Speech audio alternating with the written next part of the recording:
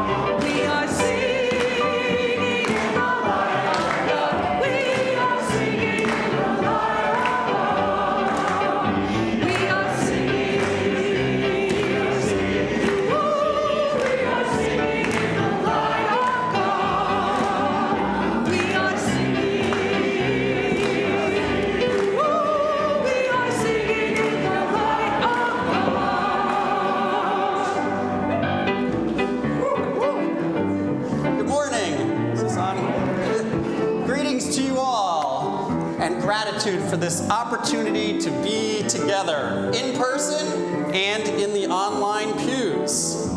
On this weekend of Indigenous Peoples Day, we continue our exploration into this month's theme of pluralism. And we appreciate all the identities in the room and those present virtually. You are wholly welcomed with a holy embrace. Welcome to All Souls, where all souls are welcome. You are joyfully called to worship. Each week on Sunday morning, we take time to share the love we have in our hearts and our connection with one another. And so, if you are here for the first time this morning, I invite you, if you're comfortable, to raise your hand so that we may welcome you. You don't have to raise your hand, but you may recognize somebody who's new. If you're here for the first time in the online pews, please indicate that in the chat and say hi so we can welcome you there as well. So we begin this morning by turning to each other and offering a greeting of peace. Let us make a joyful noise. Peace be with you. So far, so good.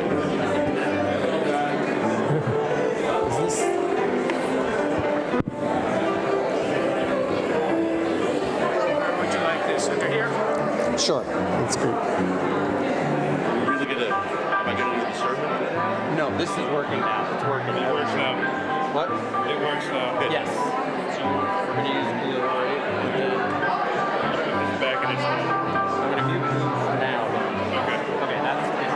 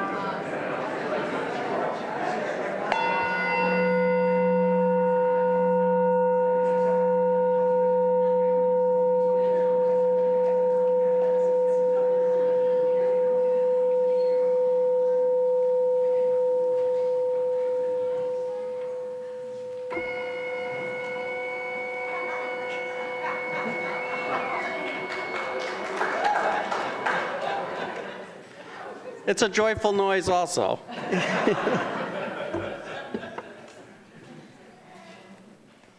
We begin by acknowledging the Nahantic and Mohegan people as the traditional caretakers of the land on which we worship.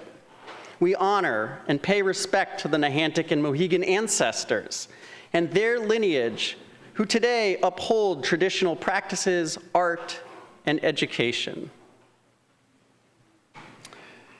Our guest preacher needs no introduction for many souls, as Dr. Eric Wingrove Hoagland and his family have been part of this congregation for over 20 years. Eric is a professor of philosophy at the Coast Guard Academy and brings this perspective to the topic today. Thank you for being with us today, Eric. Good to be here. Each week in worship, we kindle the light of the chalice, symbol of Unitarian Universalism, symbol of liberation and freedom. And as Eric lights the chalice, we say together these words: under the crust of that portion of earth called the United States of America, from California to the Gulf Stream waters, are interred the bones, villages, fields, and sacred objects of American Indians. They cry out for their stories to be heard, to learn and know this history is both a necessity and responsibility. In this present time of worship, may past and future meet in hope. We light this chalice, honoring our commitment. Thank you, Erica. Each week, we light a peace candle in worship, remembering and thinking of somewhere that deserves our attention. And this morning, we light 2 peace candles. The first candle sends our healing light to Israel and Gaza, where violence has erupted once again. We mourn the loss of life and the continued tragedy of conflict in the Middle East. May peace descend upon the people there, and may there be understanding instead of war. Our second peace candle shines a light on the White Sands National Park in New Mexico, where ancient fossil human footprints were found, challenging what has been generally accepted in the archaeological community. This week, new evidence shows that these footprints are 23,000 years old, opening up a whole new chapter in our understanding of the peopling of the Americas. Dr. Edward Jolie, an archaeologist at the University of Arizona, who is affiliated with the Osaka Lakota and the Hodoggi Mukoji, said, "It's another one of those 'we told you so.' A lot of Native people have said, 'We've always been here.' We light this candle for the ancestors of this country, for humility in place of hegemony." I'm going to ask Catherine and Eric to join me for the story for all ages. And as we named in our peace candle lighting, there is a long history of Native nations in North America, and there's also a long history of our nation's interaction with them.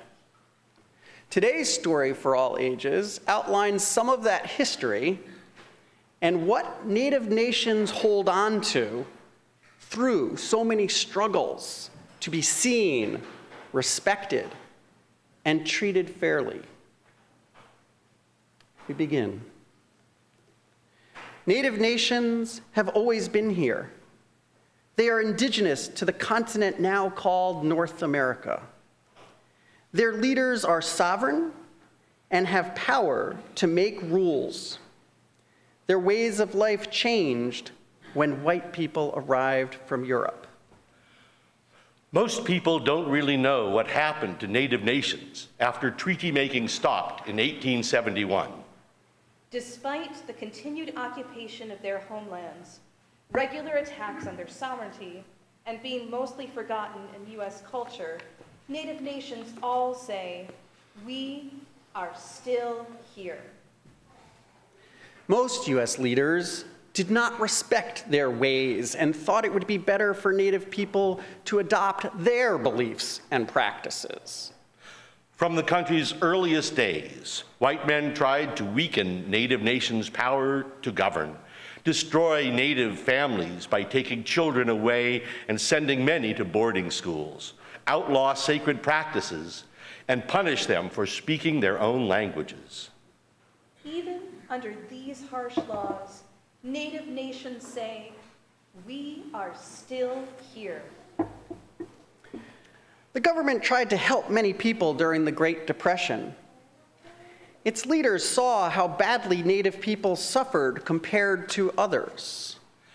Knowing that, Congress crafted a series of new laws that protected tribal culture, arts, and crafts, allowed Native languages and traditions to be taught in schools, set aside money to buy back tribal lands, and changed most tribes' governing systems, which was not always helpful. Noting these new laws, Native nations say, "We are still here." The federal government wanted them to leave their tribal lands and live and act more like white people. So Congress passed another law that pushed aside the fact that Indigenous people are separate under the law, with rights as citizens of Native nations and the United States, encouraged Native people to move to cities from far from tribal homes, promised jobs and schooling to those who moved, and made many Native people poor with little support. Even though scattered throughout the country, Native nations say, "We are still here." Native nations needed more control of their own lives, so they pushed back on federal rules that oversaw nearly every part of life on their lands. To support tribal sovereignty, the United States passed laws that recognized that Native governments could handle their own affairs, helped Native nations offer programs and services directly to Native people, restored many terminated tribes to federally recognized status, and allowed sub-tribes to recover lands lost during allotment and termination. While pressuring Congress to carry out these laws, Native nations say, "We are still here." Native nations care about the welfare and education of their children. Officials in many states had to be stopped from removing children from their families and placing them in non-Native homes. Congress was asked to pass laws that blocked state officials from taking children without notifying the tribe, then addressed the education needs of Native children in their own communities. To protect and provide for future generations, Native nations say, "We are still here." Having survived disease, war, and federal rules meant to destroy them, Native nations continue to exercise their sovereignty. Together, they take action to speak up for the land, water, and resources that everyone needs to live, to look after their children's health, education, and safety, and to share information with the United Nations about their treatment in the United States. All the while they say, "We are still here." Thus ends the story. They are still here. Thank God.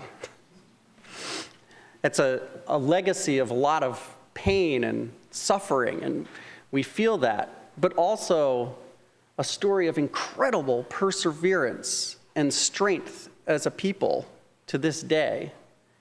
And so today we continue to appreciate and honor that long history and all that that culture brings to this land, to these lands, which have always been theirs. They have always been here.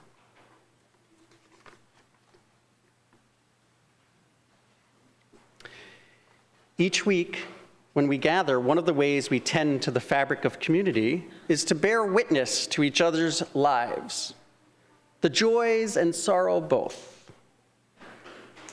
So those souls in the online pews, you may write in the YouTube chat, writing is now this, not this, right?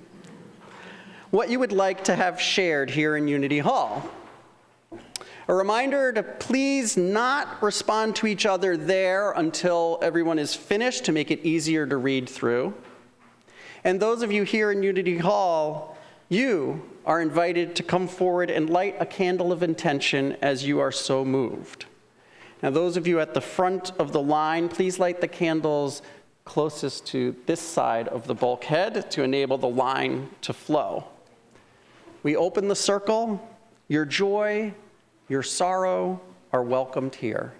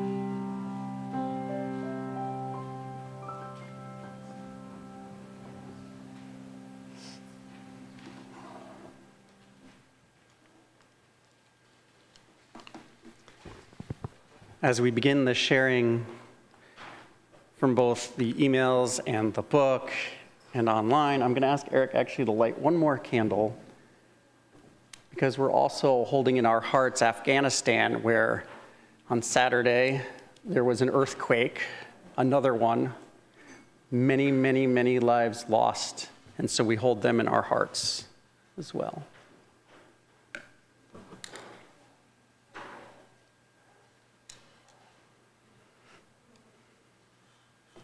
Lisa and Michael share that Lisa's mom's husband, Bill, passed away in Indiana last week. They will be attending the funeral in Indiana Tuesday. In addition, Lisa and Mike lost both their dogs in the last month. Bentley was 15, but Carlos was only 7. Mike says he was our most favorite dog ever and will be greatly missed. Lisa and Mike, we're holding you in our hearts with all of that loss.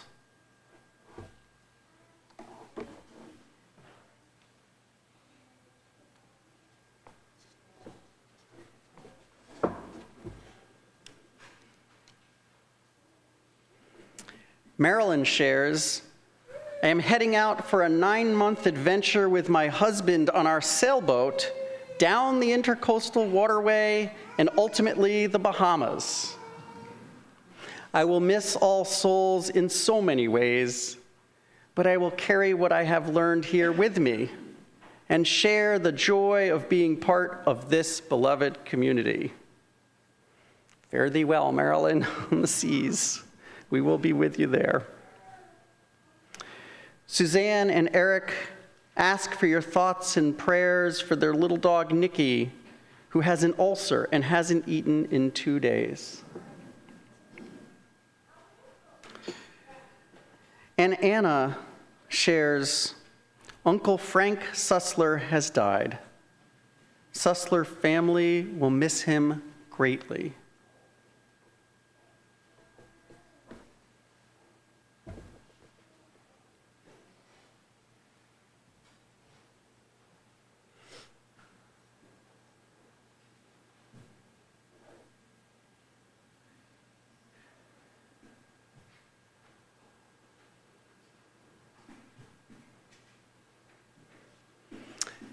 Alexis shares, Rashid won Citizen of the Month for his class for September.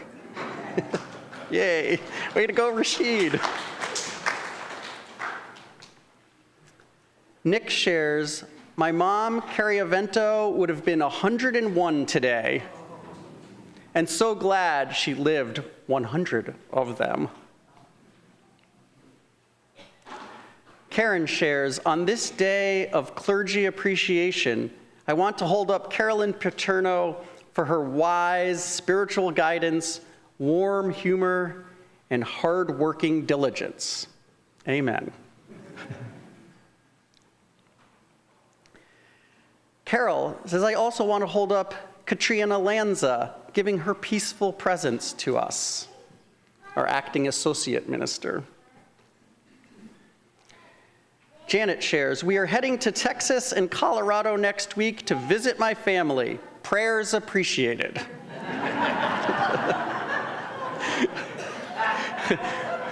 The joy and the sorrow both. Grace shares, my dear friend Len Raymond, who used to live at St. Francis House, suffered a stroke last week and is at Yale New Haven recovering slowly. Please pray for him and his family.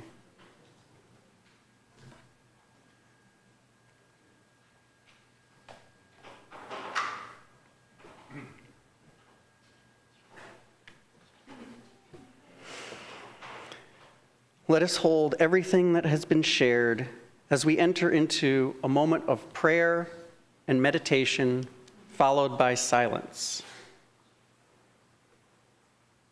Spirit of life, in all the ways that you are known, thank you for this community that makes space for sharing joys and sorrows, angers and hopes, and loss. We hold all of the loss that has been shared here today, both loss of our human companions and other beings that accompany us along the way. We hold close in our hearts all the sorrows present, the sorrows present that are named and unnamed. We acknowledge the weight of grief, disappointment, and suffering. We recognize the significant losses. May our love and care comfort and uphold all who need it today. We also hold in our hearts the joys present, the travels coming. May they reverberate through the week and through life. Spirit of love, may we develop new ways of relating to neighbor and stranger. Challenge us to be a healing force for justice and equity. In our nation's life, may we strive for a more perfect union. And may there be more understanding in the world and between all of us. Together, we say, Amen. Please join me in a moment of meditative silence.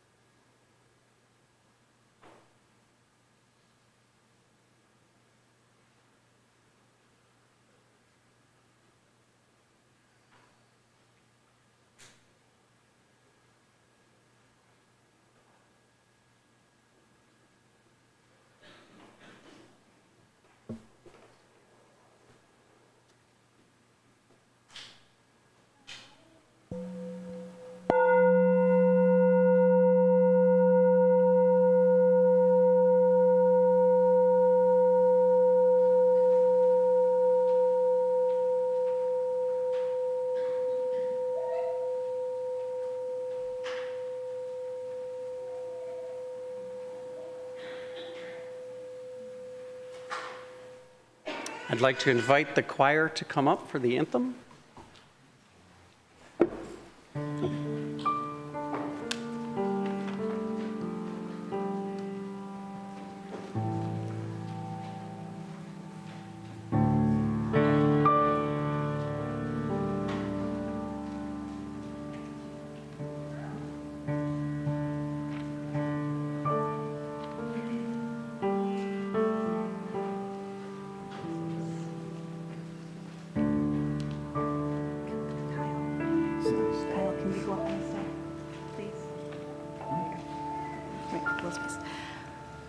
This piece was originally a part of our library as part of a solstice celebration.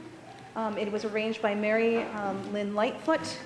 It incorporates Native wisdom, and it's been a journey to find a piece that uplifts the Native spirit without appropriating it.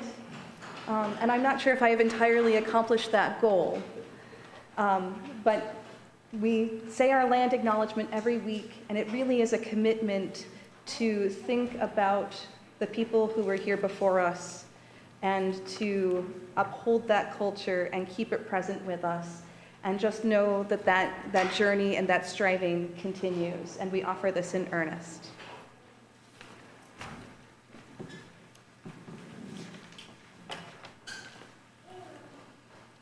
All things are connected.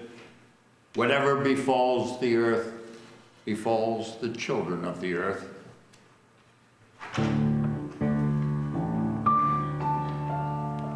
All things share the same breath, the beast, the tree, the man. The air shares its spirit with all the life it supports. We did not weave the web of life. We are merely a strand in it. Whatever we do to the web, we do to ourselves. This we know. All things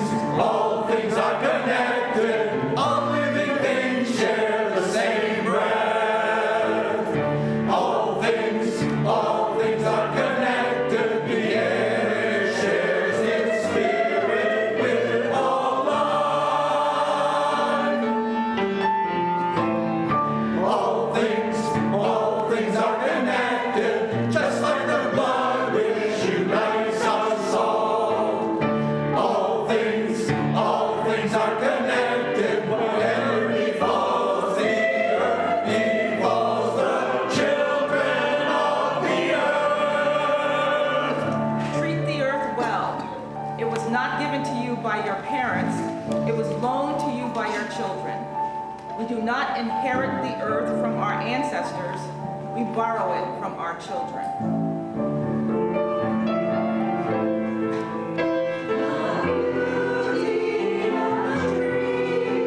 Let it speak to you. The fragrance of a flower and the freshness of the grass. Let it speak to you. Through hills and mountains, thundering skies, and the rhythm of life. All things are connected, just like the blood which unites us all. All things are connected, whatever befalls the earth, befalls the children of the earth. All things are connected. All things are connected. All things are connected. All things.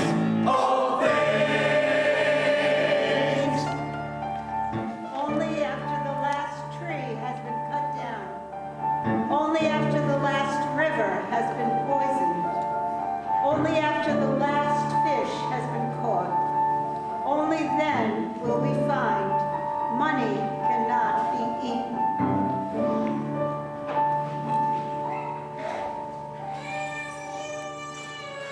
All things are connected.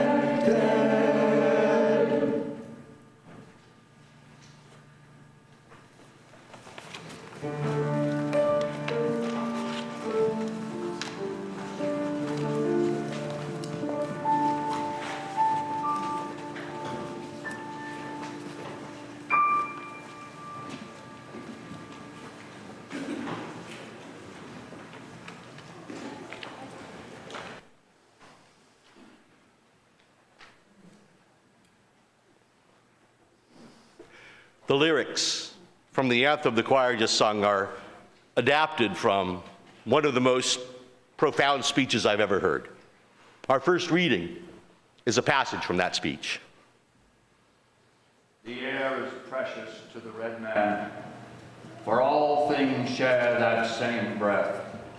The beast, the tree, the man, they all share the same breath. If we sell you our land, you must remember that the air is precious to us, that the air shares its spirit with all the life that it supports. What is man without the beasts? If all the beasts were gone, man would die from great loneliness. All things are connected. This we know. The earth does not belong to man. Man belongs to earth. This we know. All things are connected, like the blood which unites one family. All things are connected. Whatever befalls the earth, befalls the sons of the earth. Man did not weave the web of life. He's merely a strand in it. Whatever he does to the web, he does to himself. When the last red man has vanished from this earth, these shores and forests will still hold the spirits of my people. For they love this earth as a newborn loves its mother's heartbeat. If we sell you our land, love it as we have loved it. Care for it as we have cared for it.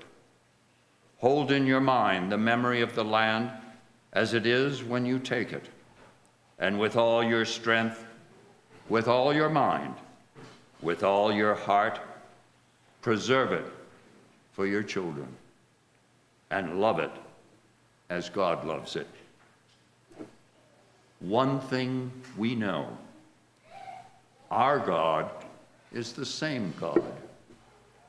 This earth is precious to him. Even the white man cannot be exempt from the common destiny. We may be brothers, after all. We shall see. Thank you, Bill. In her introduction to the anthem we sung, Marilyn Lightfoot says these lyrics express the wisdom of the great Chief Seattle. There's only one small problem with this eloquent expression of Chief Seattle's wisdom and Native American reverence for the earth. Neither Chief Seattle nor any other Native American ever spoke or wrote those words, or anything like them. This speech was actually written by a screenwriter named Ted Perry in 1971 as a part of a script for a film about pollution called Home, funded by the Southern Baptist Radio and Television Commission. A year earlier at the first Earth Day, Perry had heard Professor William Arrowsmith read portions of an actual speech that Chief Seattle probably gave in or around 1854. For his script, however, Perry didn't try to recreate that speech. Instead, he says he imagined what Chief Seattle might say if he were alive today. Our second reading is selections from Chief Seattle's actual speech, translated from the Lushootseed language he spoke into Chinook jargon and then into English by Henry A. Smith. Your God loves your people and hates mine. He folds his strong arms lovingly around the white man and leads him as a father leads his infant son. But he has forsaken his red children. He makes your people wax strong every day, while my people are ebbing away like a fast receding tide that will never flow again. The white man's God cannot love his red children, or he would protect them. Your God seems to us to be partial. He came to the white man. We never saw him, never even heard his voice. He gave the white man laws, but he had no word for his red children, whose teeming millions filled this vast continent as the stars fill the firmament. There is little in common between us. The ashes of our ancestors are sacred, and their final resting place is hallowed ground. While you wander away from the tombs of your fathers, seemingly without regret. Your religion was written on tables of stone by the iron finger of an angry God, lest you might forget it. The red man could never remember nor comprehend it. Our religion is the traditions of our ancestors, the dreams and visions given them by the Great Spirit, and is written in the hearts of our people. When the last red man has perished, these shores will swarm with the invisible dead of my tribe. When your children's children think themselves alone in the field, the store, the shop, or in the silence of the pathless woods, they will not be alone. At night, when the streets of your cities and villages are silent, and you think them deserted, they will throng with the returning hosts that once filled them and still love this beautiful land. The white man will never be alone.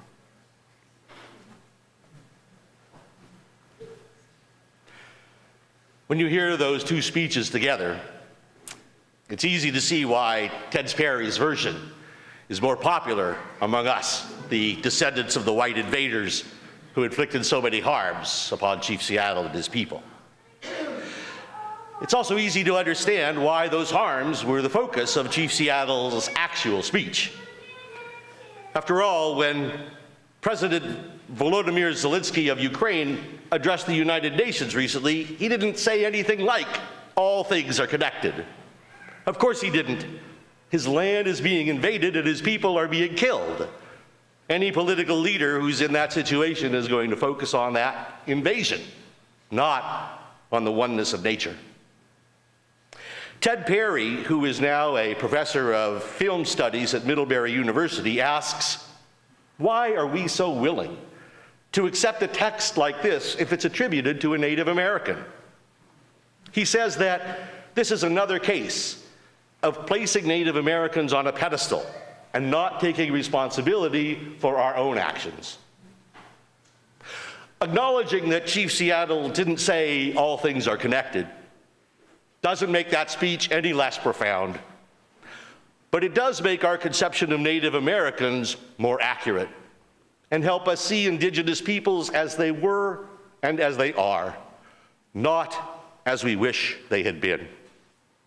Similarly, acknowledging that the crying Indian in the famous public service announcement was not a Native American at all, but an actor whose parents came from Sicily, doesn't make its anti-pollution message any less effective. It does, however, remind us that that public service announcement does not display a Native American. It displays 1971 Hollywood's image of a Native American. If we're going to learn from Native American attitudes towards the earth, we must avoid romanticizing them. Stereotyping natives as ignorant savages with no religion has caused tremendous harm to Indigenous people. We must get rid of that stereotype without merely replacing it with another stereotype that sees Indigenous people as having an intuitive harmony with nature. As John Scull says in an article in the journal Eco-Philosophy, the world is in an environmental crisis and needs help. But a mythical Indian chief from the last century is not going to ride over the hill and save it from the industrial cavalry in some reversal of the Hollywood Western. All of us are going to have to work to save it ourselves. Chief Seattle's actual speech also reveals the religious motives behind much of the damage done to Native American cultures. While economic and racist motives led whites to force Native Americans off their land and kill most of them, religious motives were clearly behind the intentional destruction of Native cultures. Native Americans were forbidden from speaking their languages or practicing their religion. Their children were taken away and raised in missionary schools in order to Christianize them. The image of the good Indian and bad Indian reflect this effort. The good Indian is a Christian. As appalling as the destruction of Indigenous cultures now seems, those who caused this destruction clearly saw themselves as improving the Native Americans in this life and in the next.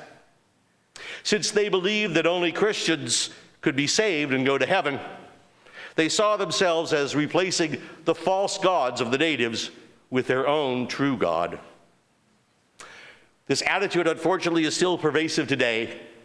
John Stevens, who produced the film Home, acknowledges that he edited the speech Ted Perry gave him and added passages to better fit the theology of the Baptists who funded the film, including the line, "Our God is the same God," which, as you will have noted, is exactly the opposite of what Chief Seattle's actual speech said.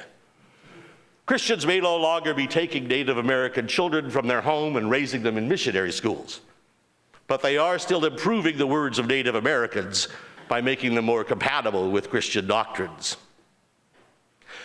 We can now see religious exclusivism, the view that yours is the only true religion and all others are false, as a major cause of the destruction of Indigenous cultures.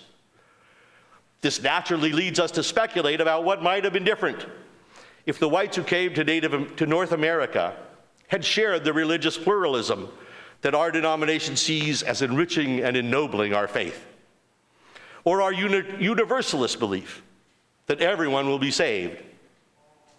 Believing that acknowledging other religions as sources of truth might have led them to seek the truth in the religions of the Native Americans, rather than to try to exterminate them.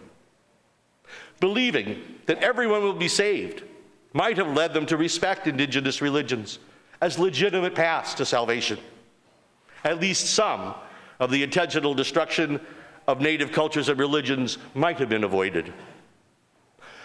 Religious pluralism, which says that many religions can be sources of truth, calls on us to appreciate Native American religions without distorting them, trying to take them over, or appropriating them as our own.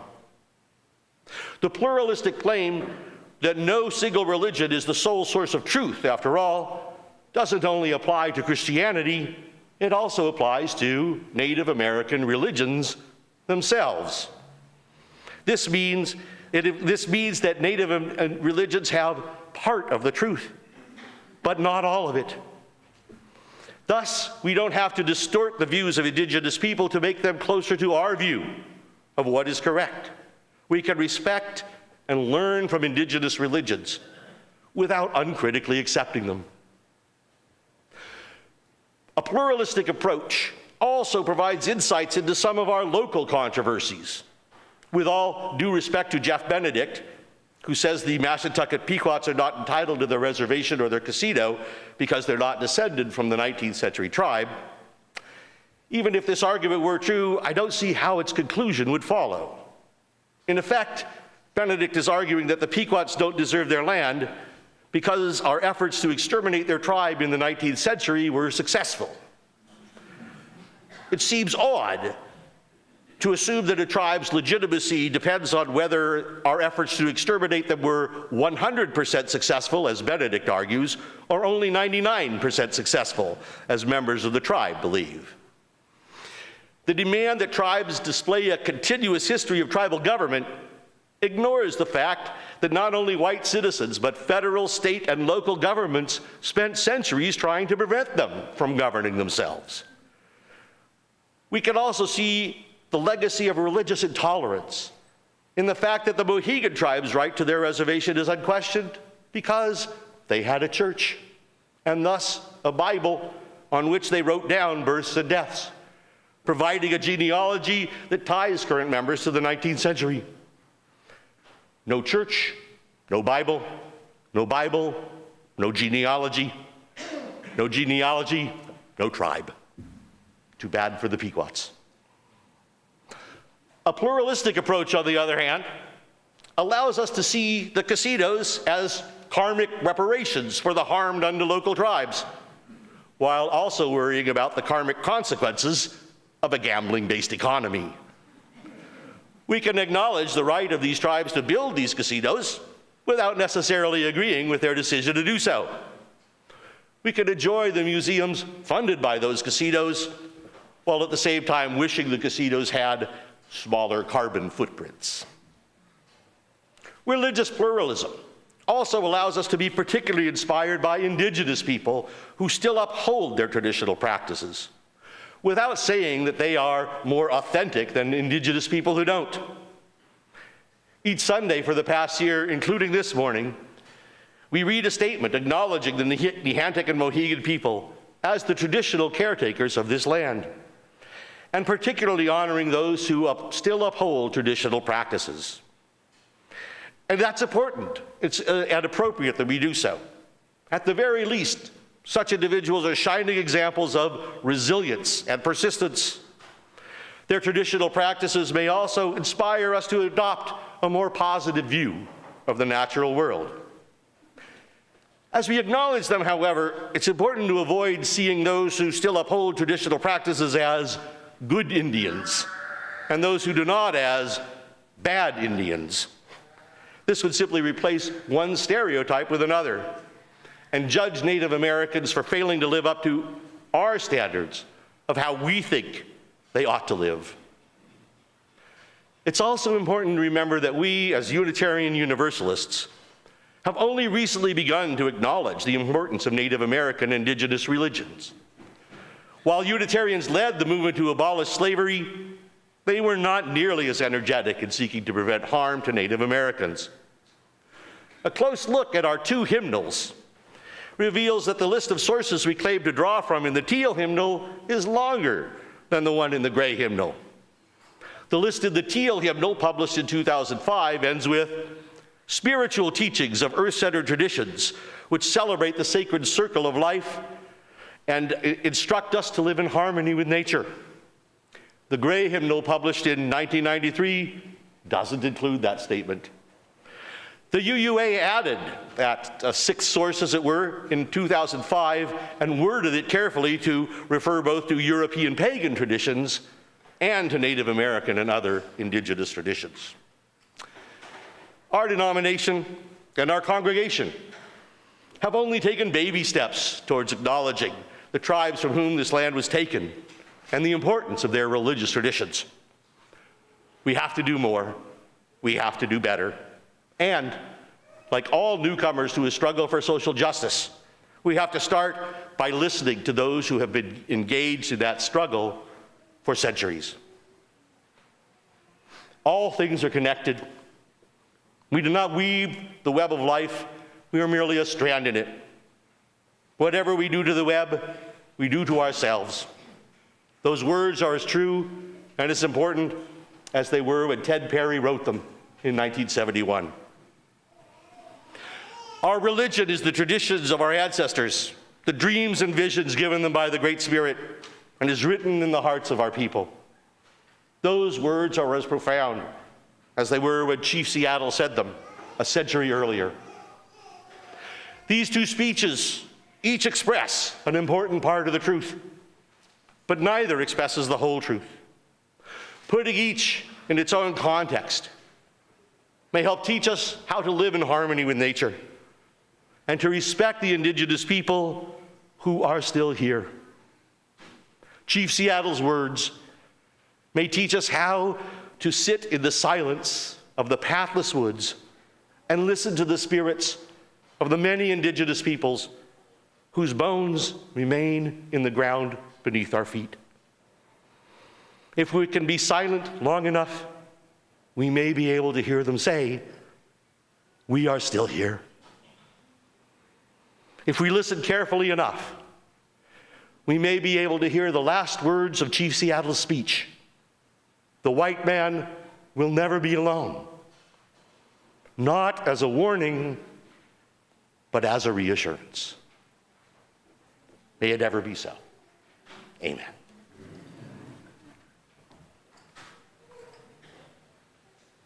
Thank you, Eric. Let us now prepare for the offering that supports the work of our congregation. By speaking these words together, we give to the work of all souls. Our work weaves the fabric of love called community.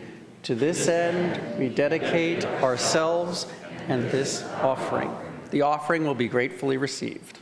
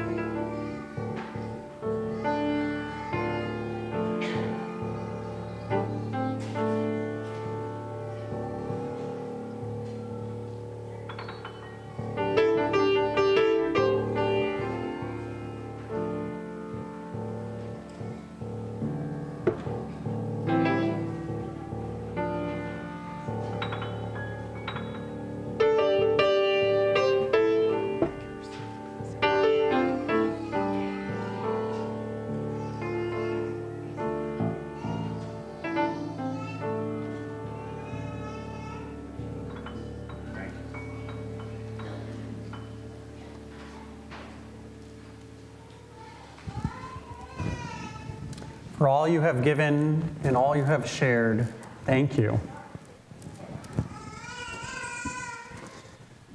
Please rise in body or in spirit and join in singing our closing hymn, which is number 1020 in the teal hymnal, Woyaya.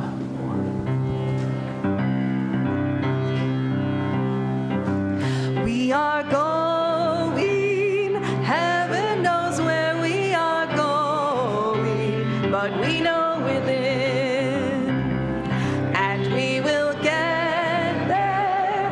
Heaven knows how we will get there, but we know we will. It will be hard, we know, and the road will be muddy and rough, but we'll get there. Heaven knows how we will get there, but we know we will. Whoa, yeah, yeah. Whoa, yeah, yeah. Whoa, yeah, yeah. Whoa, yeah, yeah. We are going. Heaven knows where we are going, but we know within, and we will get there. Heaven knows how we will get there, but we know we will. Oh yeah, yeah. Oh yeah, yeah. Oh yeah, yeah. Oh yeah, yeah. Oh yeah, yeah, yeah. Oh yeah, yeah, yeah, yeah. Oh yeah, yeah, yeah, yeah. Oh yeah, yeah, yeah, yeah. Oh yeah, yeah, yeah, yeah. Oh yeah, yeah, yeah, yeah. Oh yeah, yeah, yeah, yeah. Oh yeah, yeah, yeah, yeah. Oh yeah, yeah, yeah, yeah. Oh yeah, yeah, yeah.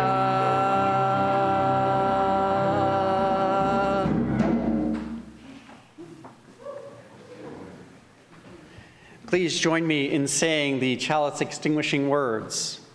Our service has ended, but our work is not yet done. May our spirits be renewed and our purpose resolved as we meet the challenges of the week. The chalice flame is extinguished until once again ignited by the strength of our community.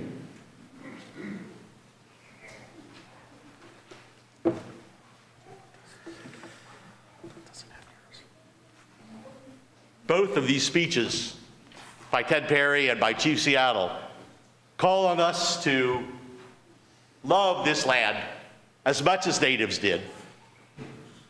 I'm not sure that's possible for nomads like us who have wandered far from the graves of our ancestors. But that's okay. When the hymn we just sang said we will get there, it didn't mean each of us as individuals will get there.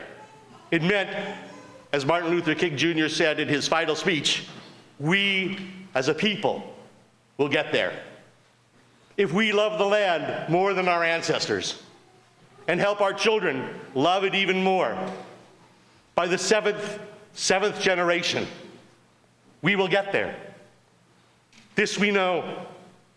Heaven knows how we will get there, but we know we will. So go forth, love this land, listen to the wisdom of the natives, both living and dead, who are still here, and return again in great joy and great hope. Thank you.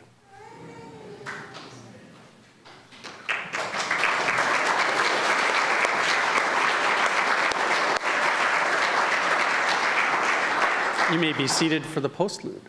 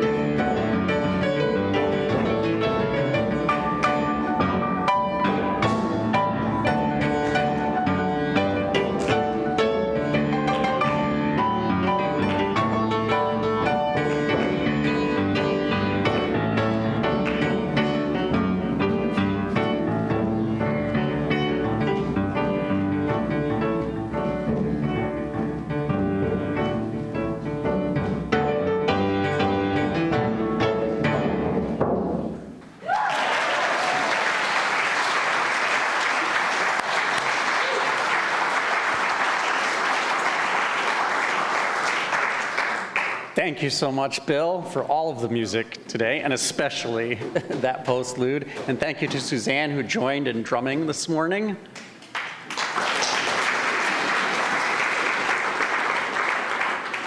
So turn the world around we will.